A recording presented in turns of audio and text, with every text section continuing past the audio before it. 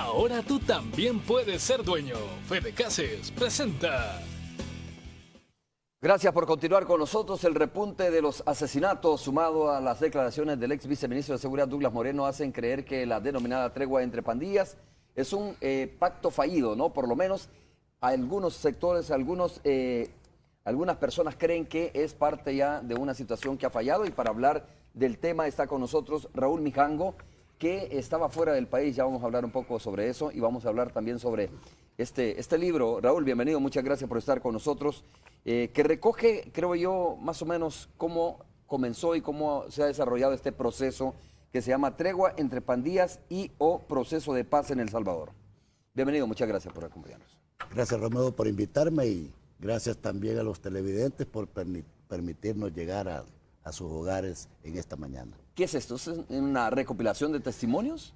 Es una recopilación de documentos que se podría considerar como oficiales del proceso.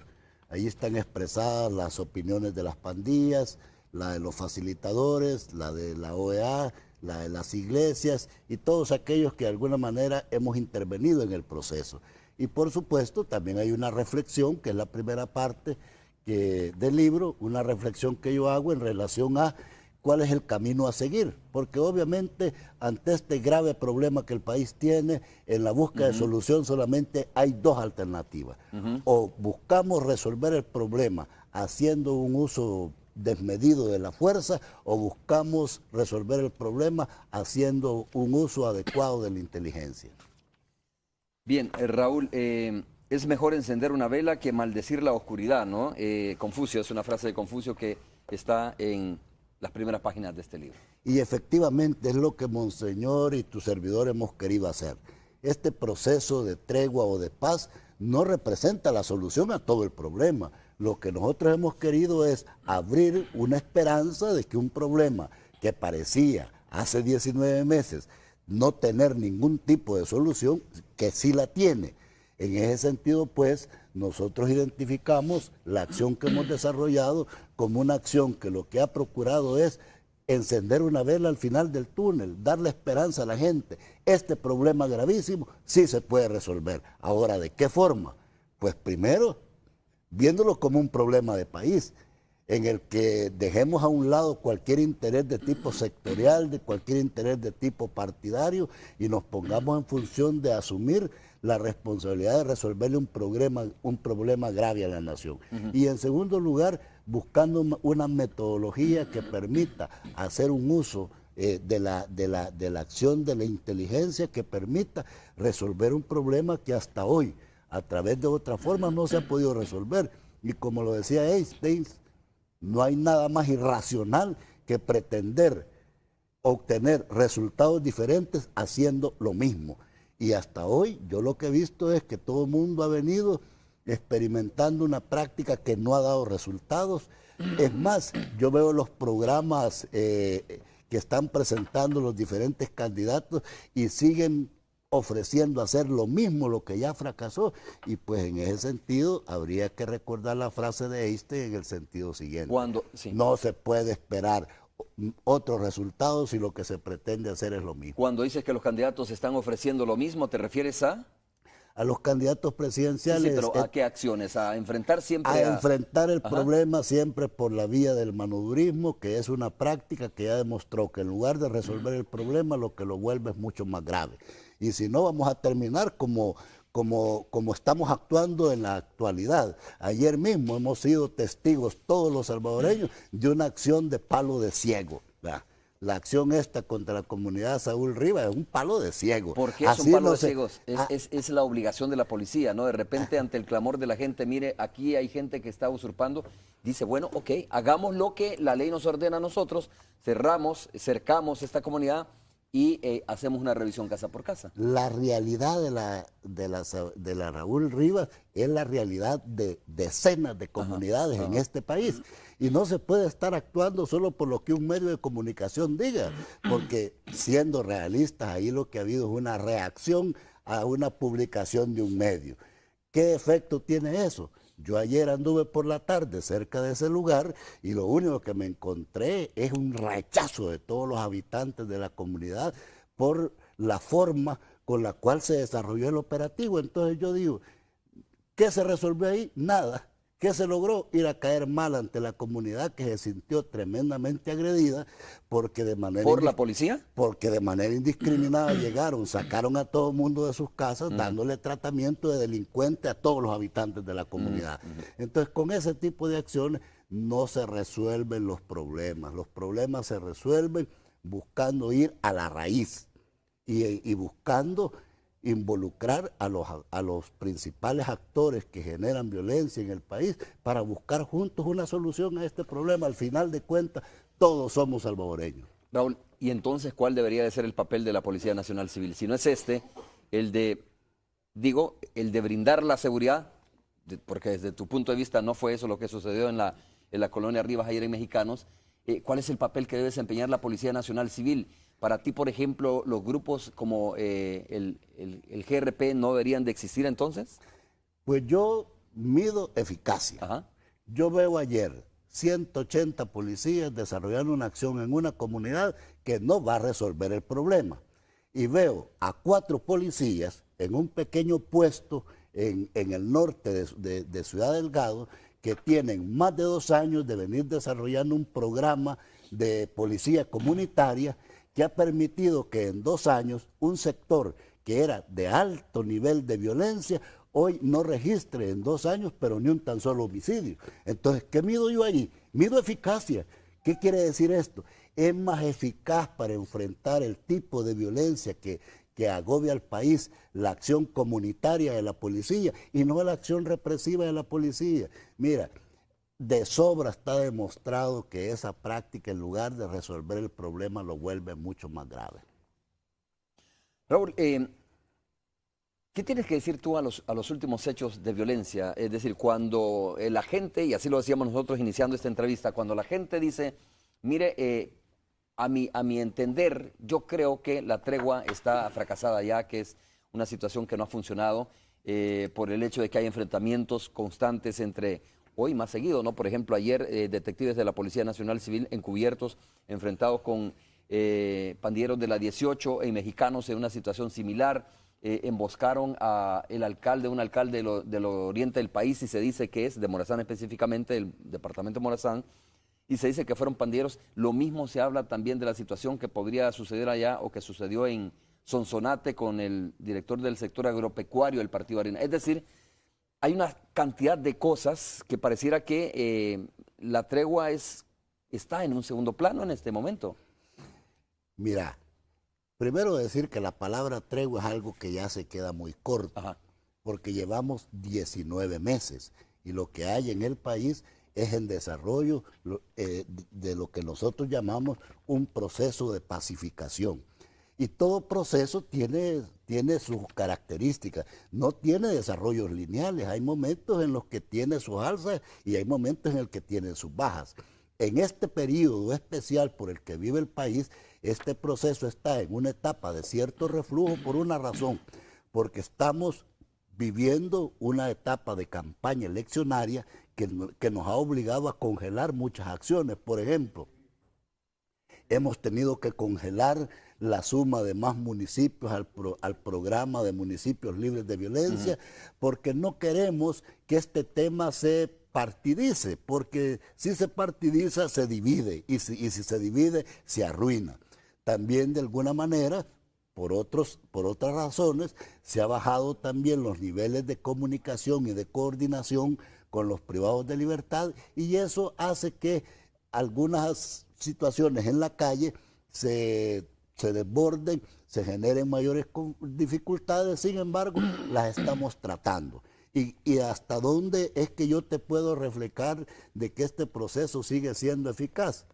Uno, a nivel interno. Mira, hasta el día de ayer este proceso ha permitido que la vida de 4.691 salvadoreños se haya podido salvar, y la meta que el equipo facilitador nos hemos planteado es que vamos a llegar, o pretendemos llegar, al segundo aniversario de este proceso, al menos con 5.500 vidas menos que se hayan dejado de perderse por esta conflictividad que agobia al país.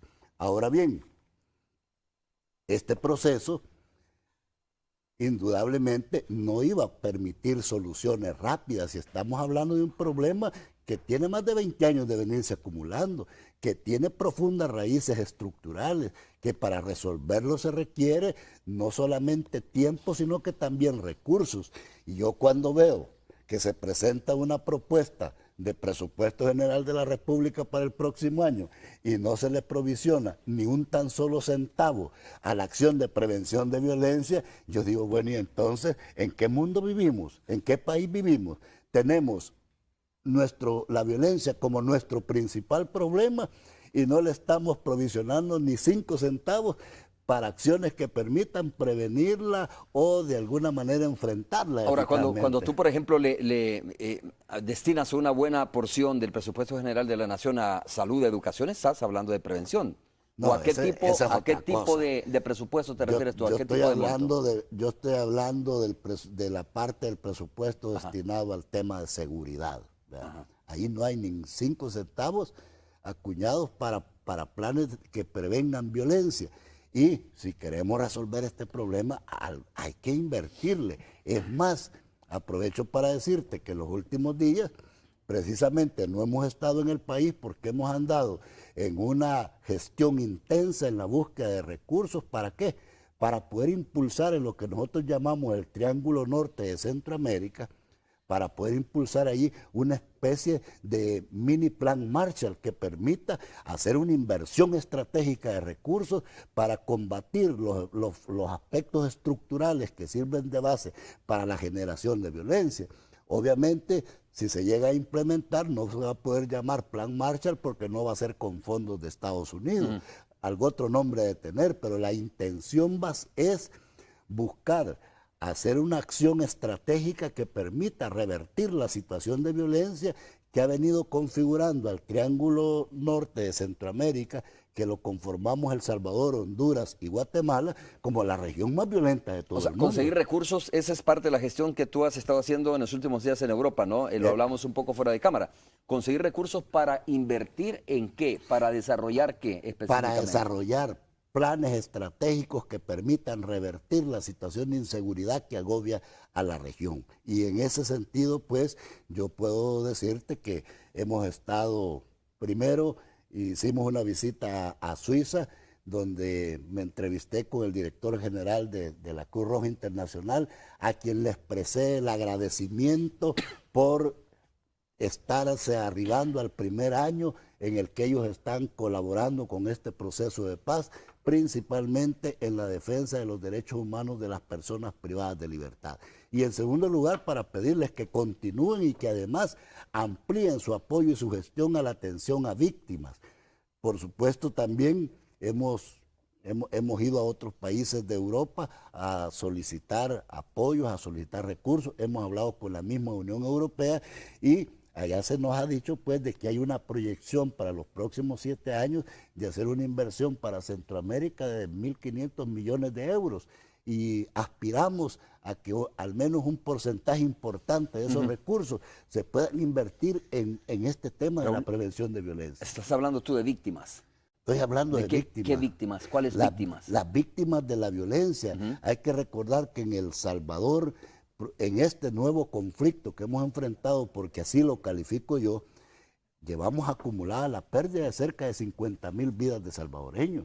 Y cada vida que se ha perdido ha dejado víctimas que hay que buscar atender, porque hasta hoy también ha habido una actitud de mucha irresponsabilidad. Y aquí no se trata solo de habilitar una pequeña línea para darle, como se dice en buen salvadoreño, paja a la gente. Aquí es lo que se trata es de definir planes consistentes que permitan revertir la situación o atender la situación en la que la víctima queda después de que sufre la pérdida de un ser querido.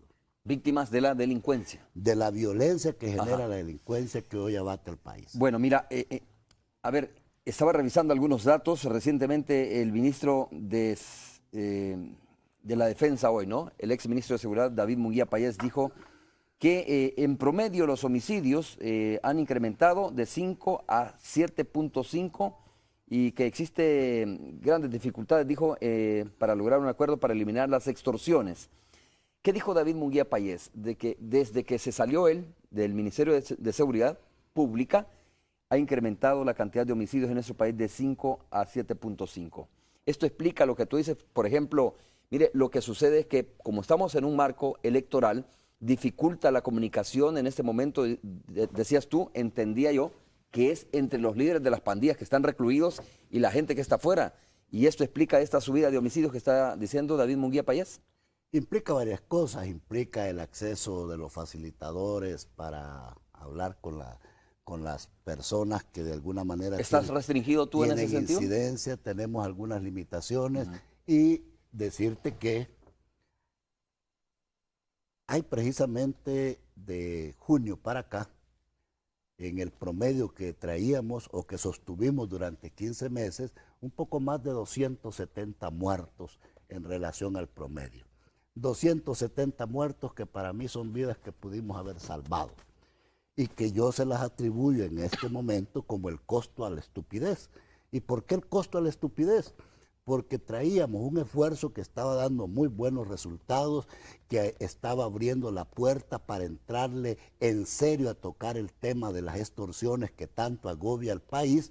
Sin embargo, esos procesos se interrumpieron y de alguna manera se ha regresado a experimentar prácticas viejas que ya de sobra habían demostrado de que no daban resultados. ¿Está hablando del nuevo gabinete de seguridad? Del nuevo gabinete de seguridad que le ha agarrado una fiebre de requisas en los centros penitenciarios que lo único que hace es intranquilizar la situación de los privados de libertad ya en las situaciones difíciles en las que ellos se encuentran.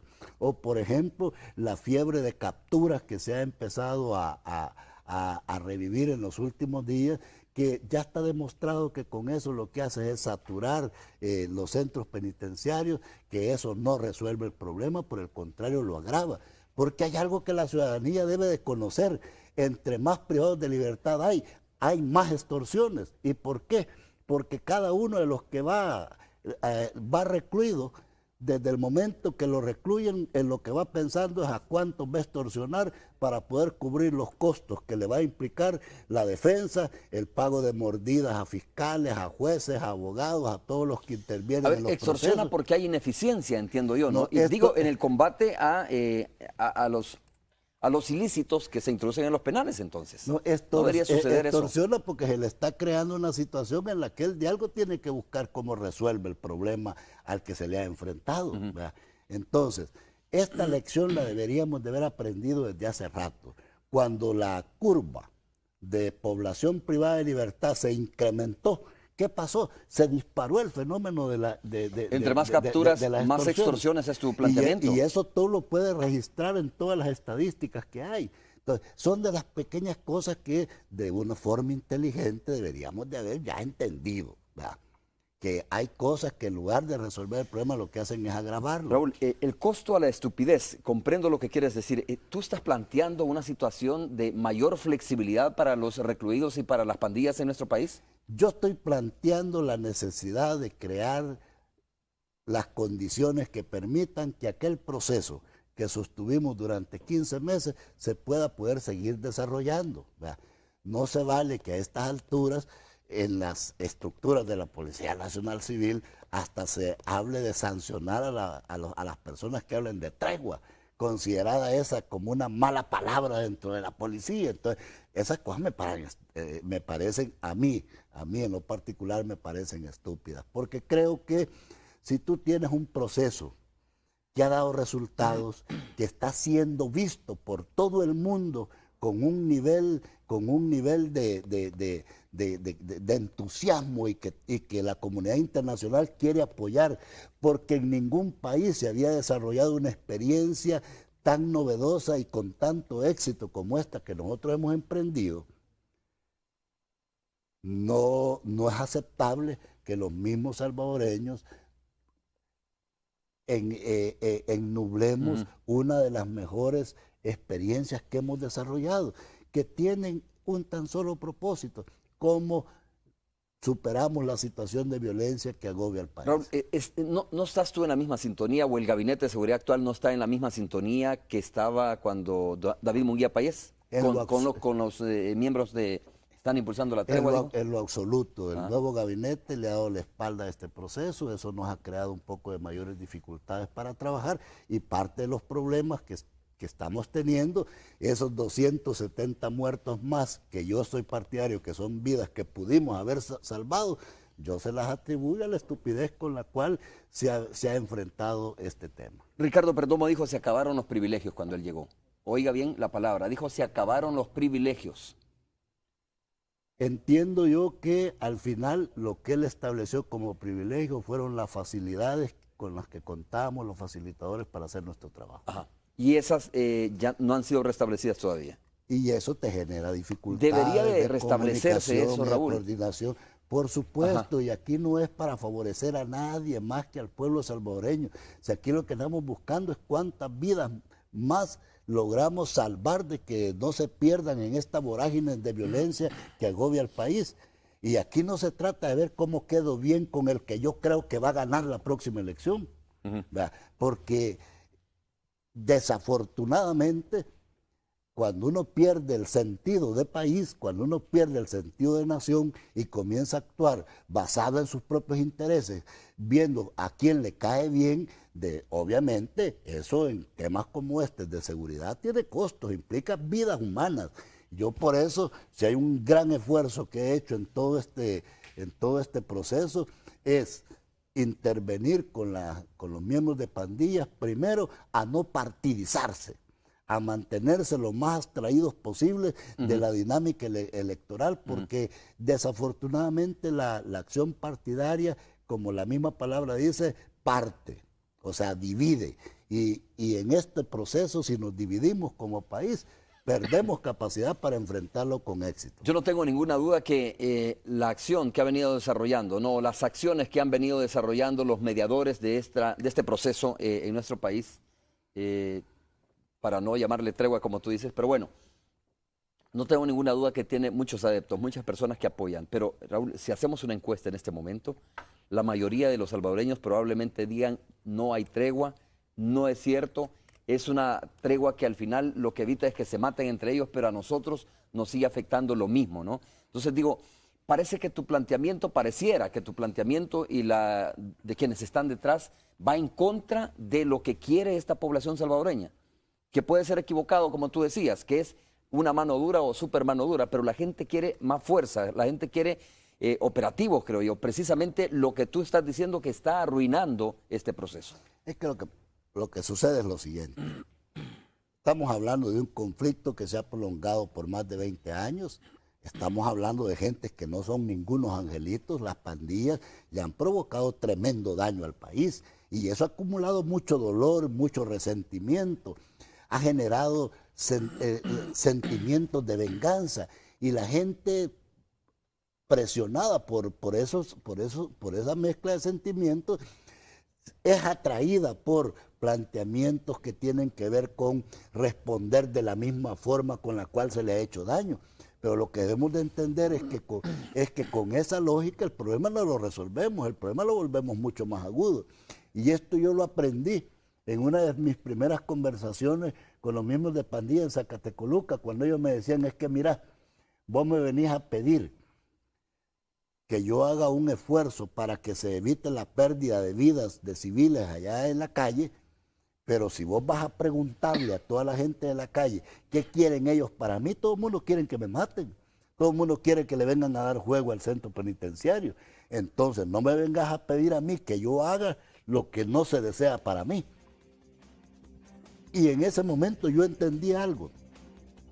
Si queremos entonces ir cambiando la percepción con la cual cada quien ha venido orientando su acción, tenemos que ir aprendiendo como salvadoreños que es necesario aprender a perdonarnos. Yo sé que es duro, yo sé que para mucha gente este proceso le ha costado muchísimo asimilarlo, pero también hay que entender algo, las mejores medicinas son las más amargas y esta es una medicina amarga, pero da resultados. Y eso es lo que deberíamos de rescatar, de que da resultados. Y si hay delitos que no hemos podido enfrentar aún y que no los hemos podido superar plenamente todavía y que agobian a la población como el delito de la extorsión, es porque no se han creado las condiciones ni se ha apoyado el esfuerzo que los facilitadores hemos venido haciendo para lograr ese propósito. Muy bien, vamos a hacer la primera pausa comercial, pero antes vamos con Cristóbal Ayala. Antes de ir a la pausa comercial, Cristóbal Ayala nos reporta, por cierto, y de forma muy lamentable, un nuevo asesinato al interior de este centro de distribución y comercio que se llama La Tiendona, que está ubicado precisamente o en la cercanía del Reloj de Flores. Vamos a continuación, Cristóbal, te escuchamos. Gracias, estudio. En información lamentable a esta hora, quiero compartirles parte de la información que se está generando al interior de La Tiendona, del centro de mayoreo La Tiendona. Al parecer, un vendedor de mariscos de nombre José Espinosa, lastimosamente perdió la vida de varios impactos de bala. Al parecer, a eso de las 5 de la mañana, al conversar con algunos de los vendedores cercanos a él, comentan que ya tenía él alrededor de 30 años de comercializar mariscos o pescados en este sector. Ahí estamos viendo parte de las imágenes, usted lo puede observar, e incluso ya miembros de la corporación policial ya se han hecho presente al sector. Al parecer, la incertidumbre se mantiene tanto en los vecinos vendedores como en los familiares, quienes manifiestan que al parecer el ahora fallecido José Espinosa no había recibido o no conocían que hubiese recibido amenaza alguna. Eso es parte de la información que le tenemos. Ahí estamos observando cómo el cuerpo sin vida de José Espinosa aún se mantiene al interior del centro de mayoreo La Tiendona, donde precisamente fuera asesinado a eso de las 5 de la mañana con arma de fuego. Eso es parte de la información que le tenemos a esta hora. Esperamos, como ya lo estamos observando, ampliar esta información en la emisión de Hechos Mediodía. Lamentable información porque sabemos que últimamente se han registrado un repunte de homicidios en nuestra capital. Regreso la señal hasta los estudios principales. Buenos días. Buenos días, Cristóbal, muchas gracias. Vamos a hacer la primera pausa comercial. Regresamos para continuar nuestra conversación de esta mañana con Raúl Mijango, el principal mediador de la tregua entre las pandillas. Volvemos.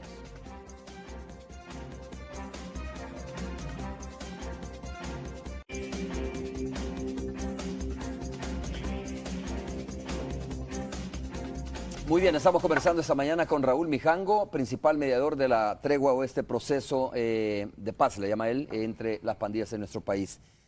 Raúl, hace pocos días quien despertó la polémica es precisamente el exministro de Seguridad Douglas Moreno al hablar sobre este proceso, ¿no? Dijo de que, entre otras cosas, dijo que Perdomo conocía sobre la salida de los dos principales líderes de pandilla o dos de los principales líderes de pandilla a una entrevista televisiva, que él sí tenía conocimiento de eso. Dijo también que el presidente de la República le había autorizado para poder sentarse de alguna manera con miembros de pandillas para integrarles en el programa PATI, pero denunció también además una red de prostitución al interior de los centros penitenciarios que tenía como propósito también, digamos, llevarle privilegios a algunos miembros de pandillas. Habló de una gran cantidad de privilegios que tenían los pandilleros en los centros penitenciarios de nuestro país. Esto, cuando lo oye la población, dice, bueno, y así es la forma como estamos tratando y como se ha venido desarrollando este proceso de pacificación. Bueno, yo, buscando el contexto, porque aquí hay que establecer las cosas en su justo término, entiendo que buena parte de los problemas que Douglas ha expresado están relacionados con la situación con la que él se encontró. En el 2009. En centros penitenciarios, cuando él asumió la dirección de centros penitenciarios. Y ahí él habla de esa red de prostitución y habla de un montón de cosas, ¿no? Ahora, después de que él sale de centros penales y asume la dirección el licenciado Nelson Rauda, que justo casa con el inicio de este proceso que llevamos adelante, las cosas son diferentes. Y yo quisiera de alguna manera subrayar de que precisamente hemos mantenido durante 15 meses continuos una situación de estabilidad envidiable por otros sistemas penitenciarios del mundo en El Salvador, pese a los extremos de las condiciones en las que aquí están los privados de libertad. ¿Y eso gracias a qué? Gracias a un inteligente programa que llevamos adelante que tuvo como propósito mantener distensionados a los privados de libertad, mantenerlos involucrados en función de apoyar este proceso de pacificación, etc. Sin embargo, entiendo que lo que Douglas ha expresado es parte ya de un proceso que se está procesando fiscalmente por parte de la Fiscalía, y yo no quisiera seguir expresando más opinión en esta dirección, porque entiendo que es un tema que está ya en proceso de investigación, y hay que esperar que la investigación diga qué es lo que efectivamente ahí pasó o no pasó. Claro, pero él viene a denunciar algo que de repente tú dices, es que es necesario mantener los niveles de colaboración, llamémoslo de esa manera, ¿no? De apertura para que el equipo negociador, para que este equipo vuelva a restablecer las garantías que se tenían anteriormente. Y lo que nosotros hacíamos es reunirnos con esta gente, hablar, reflexionar, discutir sobre los problemas de la violencia del país y de cómo le íbamos a encontrar solución a los problemas que esto genera. Ok, te pregunto, ¿cuál es el siguiente paso de este proceso de pacificación? Porque todavía, es decir, no termina de cuajar bien en la población y es torpedeada por diferentes sectores, ¿no? ¿Cuál es el siguiente paso, según tú, para afianzar este proceso de paz? Bueno, mira, primero tenemos que dejar que este proceso eleccionario culmine, arroje los resultados que tenga que arrojar y se elija a la persona que va a conducir este país el próximo quinquenio. ¿Y por qué digo que hay que esperar eso? Porque mientras estamos en etapa de campaña, cualquier esfuerzo que se pretenda realizar va a ser boicoteado por la misma campaña. Entonces hay que esperar eso. ¿Qué esperamos nosotros? Primero, aspiramos cerrar el próximo 9 de marzo con al menos 5.500 vidas de salvadoreños que se hayan salvado de no perecer por este conflicto que agobia al país. Segundo, esperamos tener construidas las condiciones para sumar al menos unos 30 municipios más a este proceso de municipios libres de violencia, que, ojo, esa es la vía a partir de la cual vamos a enfrentar y resolver el problema de la extorsión. Porque solo en la medida que logremos que las pandillas se comprometan ante las autoridades, ante los diferentes actores locales, de ya no seguir desarrollando ese tipo de práctica delictiva, es solo en ese momento que vamos a lograr ir revirtiendo este flagelo que afecta a la población. Luego aspiramos a que las gestiones que hemos estado haciendo, que permitan un apoyo estratégico para emprender esta acción regional que involucra a los 3 países del Triángulo Norte, pueda haber caminado de tal manera que podamos tener condiciones de poder hablar ya realmente de un proceso que pueda desarrollarse en los 3 países. Y finalmente yo esperaría que hayan otros actores internacionales involucrados, como Naciones Unidas, de una manera mucho más decidida. Y además, yo esperaría que en la medida que la población vaya también viendo de que no tenemos otra vía que nos garantice éxito en el combate a la violencia, más que esta que hemos emprendido, la población empiece a revertir su posición, porque yo invitaría a todos los salvadoreños a que se hagan la siguiente pregunta. Y sin el apoyo que no se le ha dado a este proceso, y si pese a todo el rechazo que se ha hecho contra el mismo, ha podido avanzar 19 meses y arrojar los resultados que ha arrojado, preguntémonos qué resultados se obtendrían si en lugar de oponernos todos apoyáramos este proceso. Esa es la pregunta del millón. Y yo estoy plenamente convencido que si todos apoyamos este proceso, lo que todavía afecta y hace que la población sienta que le afecta a nivel de violencia, lo podemos superar. ¿Y los candidatos deberían de apoyar este proceso? Por supuesto, y no de manera genérica ni tímidas como lo están haciendo hasta ahorita, porque yo quiero invitar a todos y hacerles un desafío. Lo que yo he aprendido en estos 19 meses es que si uno quiere enfrentar el problema de la violencia en serio, tiene que combinar 3 factores. Tiene que ponerle un poco de mente, tiene que ponerle un poco de corazón y tiene que ponerle un poco de lo que andamos abajo. Si no combinamos esas 3 cosas, no vamos a tener la posibilidad de obtener resultados positivos. Raúl, ¿cómo has visto, para enfocar un poco sobre lo que viene y cómo deberían de abordar los candidatos a la presidencia, como tú dices esto? ¿Cómo has visto las reacciones entonces mismas de los candidatos? Por ejemplo, ahora mismo estoy leyendo que dice Norman Quijano: nunca he sostenido reuniones con líderes de pandillas como el Gabinete de Seguridad, dice. Es decir, yo nunca me he reunido con ellos como sí lo ha hecho el Gabinete de Seguridad. ¿Y cómo has visto el planteamiento de los demás partidos políticos y lo que está diciendo en este momento el candidato del Partido Arena? Mira, yo no quisiera entrar a polemizar en esto, pero lo que sí quisiera decir es lo siguiente. Este problema de la violencia es un problema gravísimo, requiere enfrentarlo con un gran nivel de responsabilidad, y esa responsabilidad debe expresarse también en cómo asumimos las acciones que desarrollamos. Yo sí tengo registro de que tanto personeros del Partido Arena, incluyendo a su candidato, como personeros del partido FMLN, en específico 2 diputados, han estado desde hace un par de días en comunicación hablando con miembros de las pandillas sobre las expectativas electorales. Y qué bueno. Decir, perdona, ¿tienes esa información tú? ¿Es cierto eso? Por supuesto, yo recibo información de todo lo que acontece en esta materia a nivel nacional. Entonces, ¿a qué quiero llegar con esto? Qué bueno que lo hagan, ¿verdad? Pero yo sí quisiera que fueran más transparentes, y si lo están haciendo, ¿por qué no se lo dicen al pueblo? Si al final el propósito es noble. Si el propósito de hablar con los generadores de violencia es hacer que abandonen la violencia y eso le permita mayor seguridad a los salvadoreños, ese propósito es noble. ¿Y por qué no vamos a andar escondiendo de eso? Tanto 2 diputados, dices tú, del partido Frente Farabundo Martí, como el candidato a la presidencia del Partido Arena se han reunido con líderes de pandillas. Se han reunido, y el escenario, para que lo recuerden ambos, es Soyapango. Así que yo quisiera que no actuemos, como dice el señor fiscal, con hipocresías, ¿verdad? Aquí hablemos de cara al país.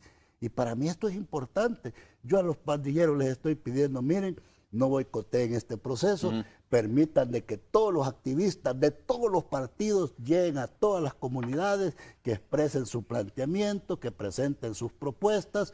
Ustedes, en lugar de pensar en sabotear este proceso, mejor piensen en participar. Tomen en cuenta que por la forma en la cual se va a desarrollar la elección en este próximo evento, que tiene una característica en la que se va a hacer énfasis en el sistema de votación residencial, la mayor parte de centros de votación van a ser colocados en las comunidades que son controladas por los miembros de pandillas, pues eso les da condiciones a ellos para poder participar sin conflictuarse la vida.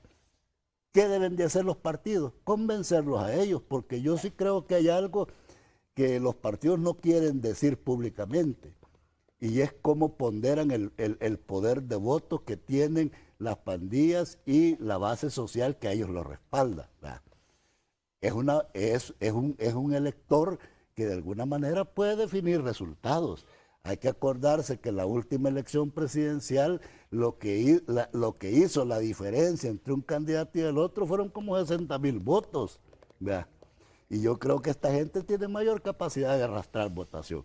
Digo esto por lo siguiente, porque yo creo que hay que ponderar. ¿Han sido electores anteriormente los miembros de pandillas y sus familiares, o no han sido factores activos en las elecciones anteriores? Lo que yo entiendo. ¿Me están diciendo que ahora va a ser una situación distinta, que se están planteando de forma distinta? Lo que yo entiendo, por lo que ellos mismos me han contado, es que en otros procesos eleccionarios ellos han apoyado las campañas como activistas, ¿verdad?, pero no han movilizado votos para inclinar resultados a un determinado candidato, ¿verdad?, que en esta ocasión van a hacer lo contrario. No van a participar como activistas, pero sí van a ir con sus bases a los centros de votación a hacer uso del derecho ciudadano que tienen, porque el hecho de ser pandilleros no les quita el derecho ciudadano. ¿De qué cantidad de personas estás hablando o se está hablando, Raúl, más o menos? Yo no sé qué capacidad de personas ya electoralmente ellos puedan movilizar. Lo que sí creo que es un tema que no se puede subvalorar. Y creo que los candidatos ya lo están haciendo, ya no lo están subvalorando. Creo que desde que ellos dijeron de que iban a participar electoralmente, eso ha movido inquietudes y hay acciones de los principales partidos ya buscando de alguna manera cómo buscan contacto directo con ellos. Qué bueno, pero no lo escondan, hombre. Díganselo a la gente. Si yo por eso no me avergüenzo, a mí mucha gente me cuestiona, algunos hasta se refieren ofensiva o peyorativamente hacia el papel que yo hago, pero algo nadie me puede decir. Sí, te dicen hasta el padre de los mareros, sí, ¿no? Hay algo que nadie me puede decir. Yo jamás he escondido el papel que estoy haciendo. ¿Por qué? Porque la acción que estoy desarrollando, a mi juicio, tiene un propósito noble y es cómo revertimos la situación de violencia, cómo hacemos que hayan menos víctimas en este país. Y si eso lo van a hacer otros, ¿y por qué se esconden? ¿Ya? Hagámoslo de cara al pueblo y de esa manera démosle solución al más grave problema que el país tiene. Bueno, vamos a hacer, Raúl, la siguiente pausa comercial. Cuando regresemos, comentarios a través de las redes sociales. La gente que siempre opina y que tiene todo el derecho de hacerlo respecto a este y otros temas de carácter nacional. Volvemos.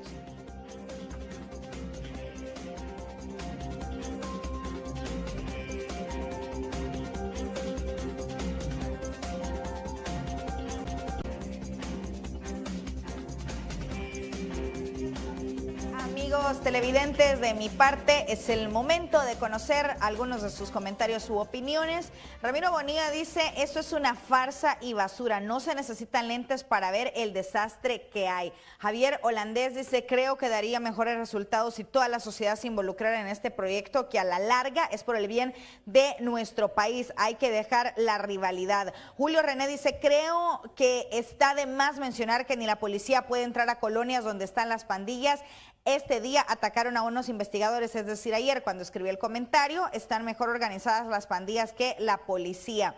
También acá dice Francisco Ábrego, los felicito por el buen tema, no apto para alienados, dice, para encontrar la solución a un problema hay que escuchar a todos los sectores que la conforman. La realidad de las pandillas hay que enfrentarlas con inteligencia para el bien de las futuras generaciones. Es otra de las opiniones. René Alexander dice, es cómplice. Las extorsiones a las que dicen, estas son protagonistas de la delincuencia.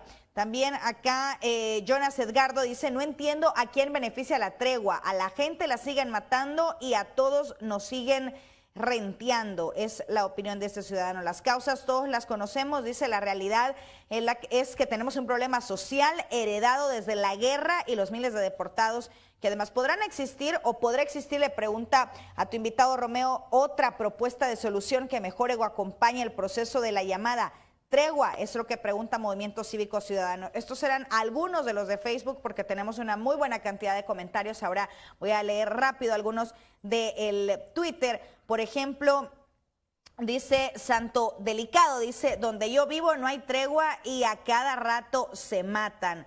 Snal Cristian dice, qué bueno, excelente, está surgiendo efecto muchísimo, ya se está viendo el cambio. También dice Rivas Roberto 75, para tener resultados diferentes hay que hacer cosas diferentes. La tregua dio grandes resultados, deberían seguir con eso. Rafa Mengíbar, no importan las contradicciones, visiones, es urgente revisar integralmente el problema y toda la sociedad. También eso es bueno, dice, las pandillas se potenciaron por Funes y Munguía, si no les escucha comienzan a asesinar, es la opinión de Jóvenes 2014. ¿Y qué quieren? Que les den el qué, dice Martillos, esto en el Twitter. Bueno, algunos de los muchísimos comentarios que tenemos, Romeo, en el Twitter y en el Facebook. Regreso contigo. Así es, Roxana, y solo uno más, ¿no? Que decía, ¿qué propone Raúl Mijango? ¿La anarquía como solución? Ese es otro de los comentarios que están a través de las redes sociales. Mira, lo que nosotros estamos proponiendo no es nada nuevo. Precisamente traigo conmigo un documento que es del Consejo de Seguridad de la OEA, que contiene la estrategia de Estados Unidos para combatir la amenaza de las pandillas criminales de Centroamérica y México. Y en el desarrollo de las estrategias, prácticamente cuando yo las leo, no encuentro ninguna diferencia entre la metodología y el propósito que nos hemos trazado para lograr disminuir violencia en el país con relación a lo que Estados Unidos está proponiendo. ¿Por qué señalo esto? Porque aquí hay una falsa lectura de que todo el mundo cree de que es Estados Unidos el que está cultivando la idea de que lo que se requiere es mano dura. Aquí hay un documento donde Estados Unidos reconoce que este fenómeno es complejísimo, que es multicausal, que es necesario enfrentarlo de una manera más integral, que hay que ir a revertir las causas que generan violencia. ¿Y qué es lo que nosotros estamos diciendo? Precisamente eso. Entonces, comento este elemento porque yo sí creo que la mejor forma de enfrentar este fenómeno es a través de la forma en la que lo experimentamos el 9 de marzo del 2012 y refuerza eso los excelentes resultados que ha tenido. Entonces, ¿qué otra vía nos puede garantizar resolver esto? Andar dando palos de ciego con grupos de policías para arriba y para abajo, eso no resuelve. Lo que aquí resuelve es, asumiendo este problema en su justa dimensión, desarrollar acciones que vayan a atacar causas y no quedarse solo enfrentando los efectos. Y eso es lo que nos hemos propuesto y a eso es a lo que yo pido de que todos los salvadoreños y que la comunidad internacional apoye. Muy bien, mira, tú mencionabas, y es el único camino que nos queda, ¿no? Decías tú, este es el único camino que nos queda, entrarle al tema de los municipios libres de violencia. Sí, solo falta, Raúl, quienes nos están viendo en este momento solo dirán, solo falta de que ellos se comprometan a no ejercer violencia, a no hacer violencia en esos municipios, y ya son municipios libres de violencia. Efectivamente, es que en esto lo que nosotros hemos descubierto de que para resolver el problema de la violencia se requiere voluntad, y voluntad de todas las partes, voluntad de los que generan violencia de no seguirla generando, y voluntad de aquellos que están con la responsabilidad de implementar acciones de prevención de violencia, a ejecutarlas también. Solo la combinación de esas voluntades es lo que va a ir permitiendo ir transformando esta realidad. Entonces yo insisto, hemos abierto una brecha, da resultados, sigamos por ella. Es una medicina que pueda ser amarga, que nos va a costar asimilarla, pero al final es la única que nos puede permitir lograr la superación de este grave problema que agobia al país. ¿Quieres decir que solo falta la voluntad de, crees tú la voluntad, la disposición de los miembros de pandillas a terminar con el tema de la violencia? Efectivamente. Entonces lo que falta es la otra parte. Por supuesto, y lo digo por lo siguiente, Ajá. y en mi libro tú lo vas a encontrar. ¿Qué es lo que yo digo? El país tiene dos experiencias históricas de cómo enfrentar graves problemas. La primera la tuvo en 1932, tuvo una insurrección. La decisión en ese momento de las autoridades fue superar ese problema haciendo un uso máximo de la fuerza. ¿Y qué hicieron? En 7 días asesinaron a más de 30,000 campesinos y resolvieron el problema, por lo menos para ese tiempo. Luego, en 1992, a otro grave problema que el país tenía, le encontramos una solución diferente, una solución más civilizada a través del diálogo y la búsqueda de entendimiento. Hoy que tenemos este problema de violencia, la pregunta es, ¿qué vamos a hacer? ¿Lo que hicimos en el 32 o lo que hicimos en el 92? Para mí lo que se hizo en el 32 no hay espacio, porque para resolver este problema habría que pensar en matar al menos a 100,000 personas y recluir a otras 200,000. Eso no es posible hacerlo. Entonces lo único que nos queda es la otra opción, actuar inteligentemente. Y por eso debemos de combatir toda acción de estupidez que en lugar de resolver el problema lo que haga es agravarlo más. Ahora, déjame decirte solo para concluir que cuando se dio la matanza de estos 30,000 campesinos no se resolvió el problema ni momentáneamente. Pero se dilató. Además, se agravó el problema, porque ahí con acciones como ese tipo lo que hace es agravar, sembrar las semillas de verdad del odio, y bueno, esto al final tú sabes las consecuencias que trajo el conflicto armado y todas esas situaciones. Por supuesto. Muchas gracias, Raúl, por haber estado con nosotros, interesante, importante, gracias por este libro, vamos a leerlo, ¿no? Tregua entre pandillas y o Proceso de Paz en El Salvador, que es un libro que recoge más o menos la experiencia en torno a este tema, es un libro que tiene 119 páginas, fácil de leerlo. Fácil de leerlo. En 3 horas tú puedes tener un vistazo de qué es este proceso. Gracias a ti y a todos los salvadoreños por escucharnos. Bien, hacemos una pausa, regresamos.